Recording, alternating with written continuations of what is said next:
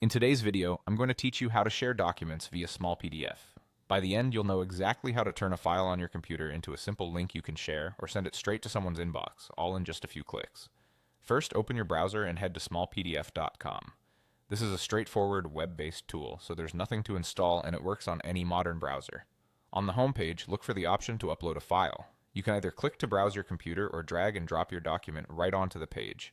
This works for common formats like PDFs, Word documents, and images, so you don't need to convert anything ahead of time. If your file is large, give it a moment to process. You'll see a progress indicator so you know it's working. While it uploads, double check that you're sharing the correct version of your document and that it doesn't contain private information you don't want to distribute. Once your document has finished uploading, you'll land on a page with tools and actions for that file. Find the Share option and click it. The Share feature is designed to make distribution quick and reliable, saving you from email attachment size limits and file format issues. If you don't immediately see the Share button, look near the top or along the side panel where key actions are grouped.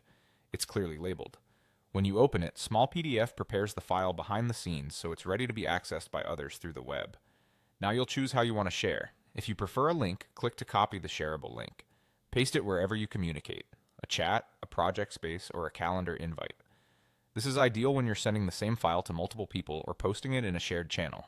If you'd rather send it directly to someone, enter the recipient's email address and confirm. This keeps everything contained to their inbox and avoids extra steps for you. Take a moment to verify the email is typed correctly, and consider adding a short note in your message so they know what the document is about. After sending, you can test the link yourself in a new tab to make sure it opens as expected. When your recipient clicks the link, they can view and download the file right in their browser. No special software required.